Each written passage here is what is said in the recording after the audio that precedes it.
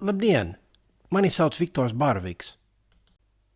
YouTubā mācītājs Viktors. Esmu Rīgas centra Kristus draudzes mācītājs. Draudzes mājaslapas adrese ir www.rckd.lv. Lūdzu uzšķir Apostoļu darbu grāmatas 27. nodaļu. Turpināsim savu ceļojumu pa Apostoļu darbu grāmatu. Šis sprediķis izmanto sekojošos avotus vai arī daļu no tiem, īpaši Jasona Heigooda sprediķi. Šis sprediķis lielā mērā balstās uz Jasona Heigooda sprediķi ar pielāgojumiem. Pāvils ir apcietināts, ir aizstāvējies 2 Romas Jūdejas pārvaldnieku priekšā un sāk savu ceļojumu no Cēzarejas uz Romu, lai tur tiktu tiesāts, jo Pāvils ir piesaucis Cēzaru, negribēdams doties atpakaļ uz Jeruzālemi. Savā otrajā vēstulē korintiešiem 11. nodaļā Pāvils min lietas, kas viņam bija jācieš evangēlija dēļ.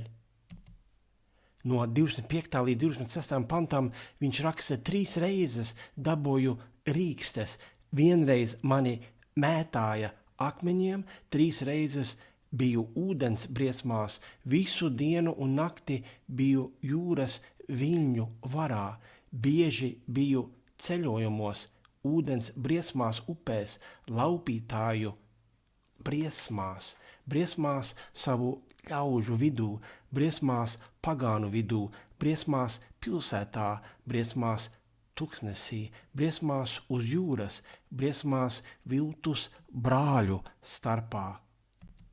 Vai tu esi piedzīvojis kaut ko tādu evangēlija dēļ? Vai tu būtu ar mieru, ja tā būtu Dieva griba? Ja tā būtu Dieva griba. Es nesaku, ka tā ir Dieva griba. 3 reizes biju ūdens briesmās. Jaunajā tulkojumā 3-kārt esmu cietis kuģa avārijā. Mēs šodien lasīsim par vienu no šīm reizēm.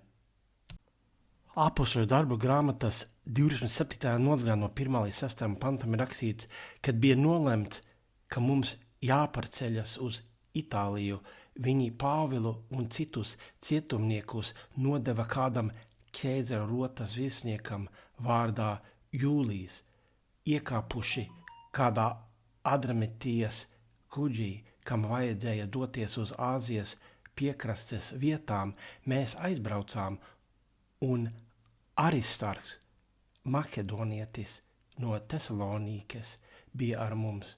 Nākamajā dienā mēs piestājām Sidonā. Jūlijs izturējās laipni pret Pāvilu un atļāva viņam aiziet pie draugiem, lai tie viņu varētu apgādāt. No turienes aizbraukuši, mēs braucām Kipras aizvējā, jo vēji mums bija pretī, un pārbraukuši pāri jūrai gar Kilikiju un Pamfīliju, mēs nonācām Mirā, Likijā. Tur virsnieks atrada Aleksandrijas kuģi, kas gāja uz Itāliju, un lika mums tanī iekāpt. Ka mums jāparceļas. Grāmatas rakstnieks Lūka, ko Dievs iedvesmoja, piedalās šajā braucienā. Iespējams, ka šis Aleksandrijas kuģis izskatījās tā. Vēlāk uzzināsim, ka uz kuģa ir 276 cilvēki. Lūk, Pāvila ceļojuma maršruts no Cēzarejas uz Romu, taču daļa no šī maršruta izveidojās neplānoti vētras dēļ.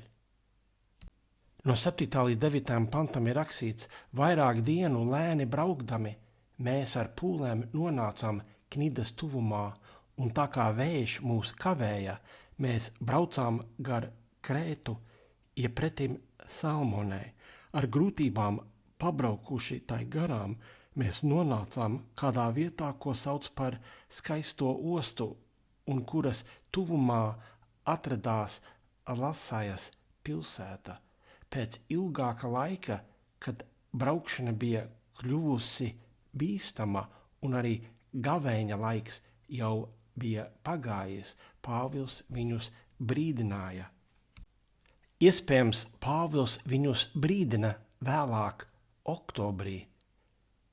Senātnē no novembra līdz martam pa vidusjūru parasti nekuģoja, jo tas bija pārāk bīstami. No 9. līdz 10. pantam ir rakstīts, pēc ilgāka laika, kad braukšana bija kļuvusi bīstama un arī gavēņa laiks jau bija pagājis, Pāvils viņus brīdināja, sacīdams: vīri, es redzu, ka braucot grūtības un lielas briesmas draud nevien kravai un kuģim, bet arī mūsu dzīvībām. Nav obligāti jādomā, ka Pāvils šeit runā kā pravietis. Pāvilam ir pieredze. No 11. līdz 13. pantam ir rakstīts, bet virsnieks vairāk uzticējās stūrmanim un kapteinim nekā Pāvila vārdiem, tā kā šī osta bija nepiemērota pārziemošanai, vairākums deva padomu aizbraukt no turienes, lai, ja būtu iespējams, nokļūtu Foinīkā un tur pārziemotu. Tā ir Krētas osta, aizsargāta pret dienvidu vakaru un ziemeļu vakaru vējiem. Dienvidu vējam lēni pūšot, viņiem šķita, ka nodoms izdosies, un pacēluši enkurus, viņi brauca gar pašu Krētu. Bet neilgi pēc tam no salas puses sacēlās viesuļvētra, ko sauc par Eurakvilonu, ziemeļrīteni. Tā kā kuģi aizrāva līdzi un mēs to nespējām sagriezt pret vēju, mēs padevāmies un tikām nesti, braucot garām kādai saliņai, ko sauc par Klaudu, mēs tikko spējām valdīt glābšanas laivu. To uzvilkuši, viņi apmeta kuģim virves un, baidīdamies nokļūt sirtē, nolaida buras un ļāvās viļņiem. Kad mūs vētrā ļoti svaidīja, nākamā dienā viņi izmeta daļu kravas, un 3. dienā viņi paši savām rokām izmeta kuģa rīkus. Kad vairāk dienu nebija redzama ne saule, ne zvaigznes, un liela vētra trakoja, mums zuda pēdējā cerība izglābties. Tajos laikos jūrnieki orientējās pēc zvaigznēm. No 21. līdz 26. pantam ir rakstīts, tā kā tie neko nebija ēduši, Pāvils piecēlās viņu vidū, sacīdams: jums, vīri, vajadzēja man paklausīt, neaizbraukt no Krētas un izsargāties no tādām grūtībām un briesmām. Vai Pāvils to saka, lai šie vīri justos slikti? Pāvils vēlās, lai viņi atzītu Pāvila saikni ar Dievu šiem vīriem par labu. No 22. līdz 26. pantam ir rakstīts: tagad es jums saku, nezaudējiet drosmi, neviens no jums neies bojā, tikai kuģis, jo šī naktī man piestājās Dieva eņģelis, kam es piederu un arī kalpoju, sacīdams: nebīsties, Pāvil, tev jāstājas ķeizara priekšā, un redzi, Dievs tev visus ir dāvinājis, kas līdz ar tevi brauc kuģī. Tāpēc nezaudējiet drosmi, vīri, jo es ticu Dievam, ka tā notiks, kā man ir sacīts, mūs izmetīs kādā salā. No 27. līdz 32. pantam ir rakstīts: jau 14. nakti vējš mūs dzina pa Ādrijas jūru, kad ap nakts vidu jūrnieki manīja, ka tuvojas zemē. Izmetuši lodi, viņi izmērīja 20 asis, un mazliet tālāk atkal izmetuši, viņi izmērīja 15 asis. Baidīdamies uzskriet kaut kur uz klintīm, viņi izmeta no kuģa pakaļ gala 4 enkurus un gaidīja dienu austam, bet, kad jūrnieki mēģināja bēgt no kuģa un nolaida jūrā laivu, izlikdamies, it kā gribētu no priekšgala izmest enkurus, Pāvils virsniekam un kareiviem sacīja, ja šie nepaliek kuģī, jūs nevarat tikt izglābti. Tad kareivji pārcirta laivas virves un ļāva tai nokrist. No 33. līdz 38. pantam ir rakstīts, kamēr diena vēl nebija aususi, Pāvils visus pamudināja kaut ko ēst, sacīdams, šodien ir 14. diena, kamēr jūs nemitīgās gaidās esat palikuši neēduši un neko neesat baudījuši. Tādēļ es jums ieteicu kaut ko ēst, tas jums nāks par labu, jo nevienam no jums nemats no galvas nekritīs. To sacījis, viņš ņēma maizi, visu priekšā pateicās Dievam un to pārlauzis sāka ēst. Visi iedrošināti arī sāka ēst. Mēs kuģī bijām pavisam 276 dvēseles. Paēduši viņi atviegloja kuģi, izmestami labību jūrā. Lūk, cik nopietna ir situācija. Peļņu necer glābt, tikai dzīvību. No 39. līdz 44. pantam ir rakstīts, kad diena ausa, viņi šo zemi gan nepazina, bet pamanīja kādu līci ar lēzenu krastu. Tanī viņi nolēma, ja iespējams, uzdzīt kuģi.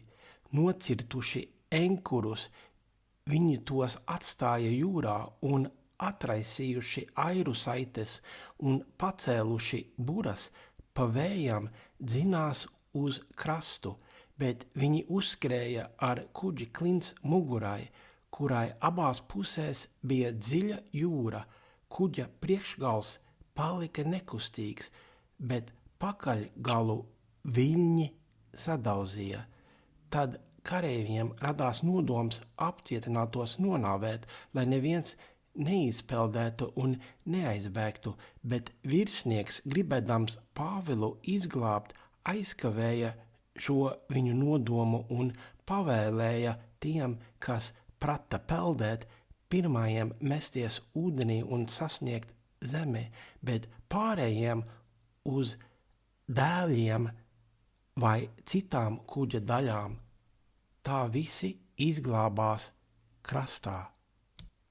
Es esmu redzējis šo vietu Maltā, kur šie izglābās. Tur ir piemineklis. 28. nodaļā no 1. līdz 6. pantam ir rakstīts, izglābušies mēs uzzinājām, ka sala saucas Melite. Iezemieši mums parādīja neparastu laipnību. Tie uzkuruši uguni mūs visus uzņēma pie sevis, jo bija sācis līt lietus un bija augsts.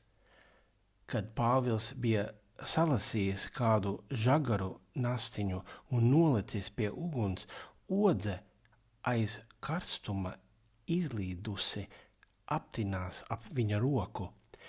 Iezemieši, redzēdami dzīvnieku pie viņa rokas, karājāmies, sacīja viens otram, tiešām šis cilvēks ir slepkava, no jūras viņš izglābies, bet atriebējs liktenis viņam neļauj dzīvot, bet viņš rāpuli nokratīja ugunī, necietis nekāda ļaunuma.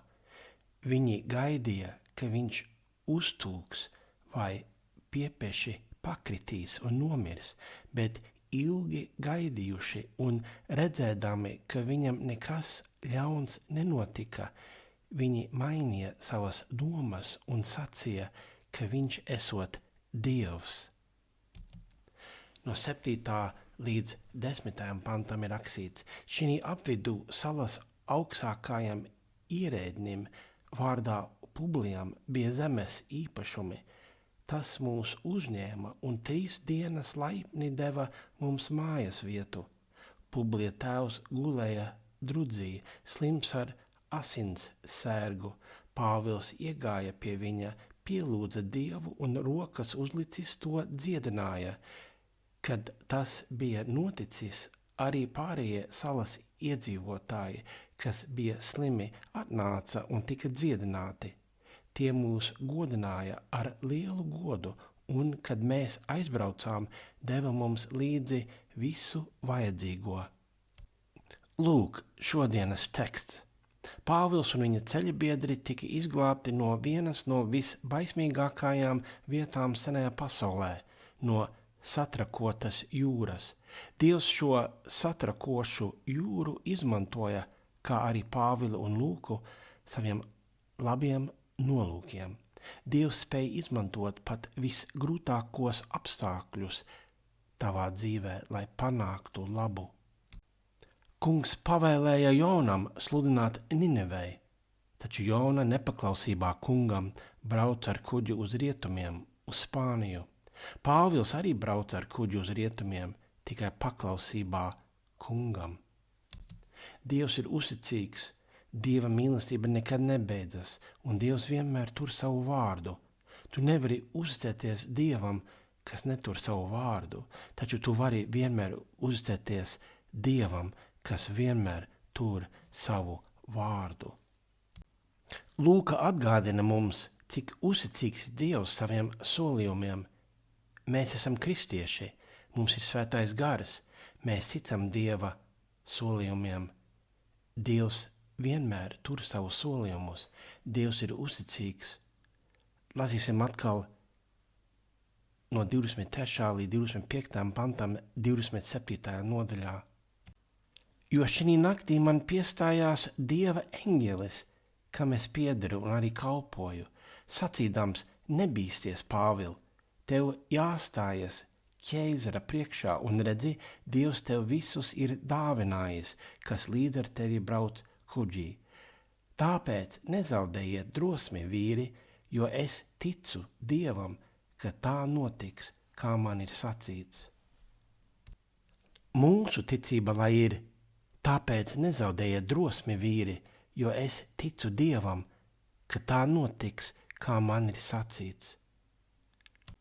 Vēstulē Galatiešiem 3. nodaļā no 26. līdz 29. pantam Pāvils raksta, jūs jau visi ticēdami uz Jēzu Kristu esat Dieva bērni, jo jūs visi, kas esat kristīti Kristus vārdā, esat terpušies Kristū. Tur nav ne jūda, ne grieķa, ne kalpa, nedz svabadā, tur nav ne vīra, nedz sievas, jo jūs visi esat viens Kristū Jēzu. Bet, kad jūs piederat Kristum, tad jūs esat Ābrahāma dzimums, mantinieki pēc apsolījuma. Bet mēs neesam Ābrahāma pēcnācēji pēc miesas. Jūs jau visi ticēdami uz Jēzu Kristu, mantinieki pēc apsolījuma. Dievs tur solījumu. Mateja evangēlija 8. nodaļā no 24. līdz 27. pantam ir rakstīts, un redzi, liela vētra sacēlās jūrā, tā kā viļņi laivai gāzās pāri, bet viņš gulēja, un tie piegāja pie viņa un modināja viņu, sacīdami, kungs, palīdzi mums, mēs grimstam, un viņš uz tiem saka, kam esat tik bailīgi, jūs mazticīgie? Un viņš cēlās, apsauca vēju un jūru un iestājās pilnīgs klusums. Bet cilvēki brīnīdamies sacīja, kas tas tāds, ka vēji un jūra tam paklausa. Dievs valda. Jēzus Kristus spēja apklusināt vētru. Jēzus Kristus spēja apklusināt vētras tavā dzīvē, savā nevis tavā gudrībā. Tātad mēs vienmēr nokļūsim krastā. Kas ir krasts? Nevienmēr tiek uz fizisko krastu. Stefans tika nometāts ar akmeņiem. Jāņa brāli Jēkabu nogalināja ar zobenu. Pāvils nokļuva Romā, bet šķiet pēc vairākiem gadiem Pāvilam nocirta galvu. Daudziem kristiešiem kaut kas līdzīgs notika, taču kristietis vienmēr tiek uz debesu krastu. Dieva apsolījums netiek anulēts. Dievs nav apsolījis, ka tu nenomirsi. Dievs ir apsolījis tevi, kristieti, izglābt. Vēstulē Ebrejiem 11. nodaļā no 17. līdz 19. pantam ir rakstīts: ticībā Ābrahāms, kad tika pārbaudīts, ir upurējis Īzāku, upurējis vienīgo dēlu, viņš, kas bija saņēmis apsolījumus, par ko bija teikts: pēc Īzāka tev pēcnācēji tiks nosaukti, jo viņš domāja, ka arī no miruņiem Dievs spēj uzmodināt, tāpēc viņš to arī saņēma atpakaļ kā līdzību. Dievs bija apsolījis, ka apsolījums Ābrahamam atnāks caur Īzāku, un Ābrahams ticēja, ka Dievs spēj augšām celt Īzāku. Ābrahams ticēja, ka Dievs vienmēr tur savu solījumu. Mūsu cerība nav, ka Dievs izglābs mūs no katras vētras. Mūsu ticība ir, ka Dievs mūs augšām cels, jo ja Kristus neatgriezīsies pirms tam, atnāks vētra, kas mūs aprīs. Taču šai vētrai nav pēdējais vārds, bet gan Dievam. Vai tu piedzīvo vētru? Kristietim ir droša cerība uz augšām celšanos Jēzus Kristus vārdā un spēkā uz mūžīgo dzīvību. 2. vēstulē Korintiešiem 4. nodaļā no 13. līdz 14. pantam Pāvils raksta: bet mums ir tas pats ticības gars, kā ir rakstīts: es ticēju, tāpēc es runāju. Arī mēs ticam, tāpēc mēs arī runājam, zinādami, ka tas, kas uzmodinājis kungu Jēzu, uzmodinās arī mūs ar Jēzu un nostatīs savā priekšā kopā ar jums. Beigsim šo sprediķi lasot 77. psalmu. Grūtos brīžos, pat izmisumā, atcerēsimies, ka Dievs vienmēr tur savu solījumu. Asafa dziesma iedutuniešu dziedātāju vadonim. Es piesaucu skaļā balsī Dievu un kliedzu pēc viņa. Es saucu Dievu, un viņš klausās uz mani. Savā bēdu laikā es meklēju to kungu. Mana roka ir naktī izstiepta un nepagurst. Mana dvēsele atsakās no iepriecinājuma. Kad es pieminu Dievu, tad es nopūšos. Kad pārdomāju, tad mans gars izsamist. Sela. Tu turi nomodā manas acis, es esmu tik stipri nemiera pilns, ka nespēju runāt. Es domāju par senajām dienām, es pieminu aizgājušos gadus, es atminos savu dziesmu naktī cītaras pavadībā. Mana sirds ir pārdomu pilna, mans gars meklē skaidrību un jautā: vai Dievs atstums mūžīgi un nebūs vairs nekad žēlīgs, vai viņa žēlastība un labsirdība ir uz visiem laikiem pagalam, viņa solījums pagalam uz paudžu paudzēm, vai Dievs ir aizmirsis žēlīgs būt, vai dusmās ir aizslēdzis savu žēlsirdību? Sēlā. Un es sacīju: tās ir man jo sāpīgas bēdas, ka visaugstākā labā roka ir tā pārmainījusies. Es tad pieminu tā kunga darbus, es tad tiešām dziļi savā sirdī pieminu tavus brīnuma darbus kopš seniem laikiem. Es tad ilgi pārdomāju tavus darbus, es apsveru sevi un paužu savās dziesmās visu, ko tu dari. Ak, Dievs, tavs ceļš ir svēts, kur ir vēl kāds tik liels Dievs kā tu, ak, kungs. Tu esi Dievs, kas dara brīnumus, tu esi tautām darījies zināmu savu spēku. Ar savu spēcīgo elkoni tu esi atpestījis savu tautu, Jēkaba un Jāzepa dēlus. Sela. Tevi redzēja ūdeņi, Dievs, ūdeņi tevi redzēja un drebēja, jā, pat dziļumi iztrūcinājās un sakūlās bangainās grīstīs. Mākoņi izlējās ūdens strāvās, debesu padebešos atskanēja pērkona dārdi, un tavas bultas šaudījās pa gaisu. Tavi pērkoni dārdēja debesu izplatījumā kā vareni rati, zibeņi apspulgoja zemi.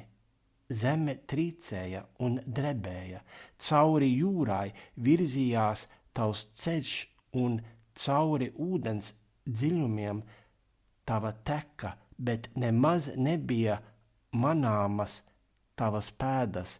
Tu vadīji savu tautu kā avis ar Mozus un Ārona rokām. Šis pats Dievs tevi vada, ja esi kristietis. Viņš ir uzticams, viņa mīlestība nekad nebeidzas. Viņš vienmēr tur savu solījumu.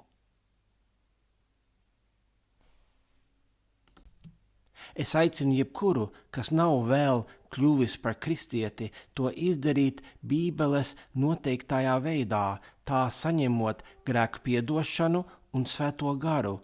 Skaties lūdzu rakstu Patiesība par jūsu pestīšanu draudzes mājaslapā. Un video evaņģēlijs Labā vēsts YouTube kanālā Mācītājs Viktors. Lai Dievs tevi pasargā, lai Dievs tevi bagātīgi svētī.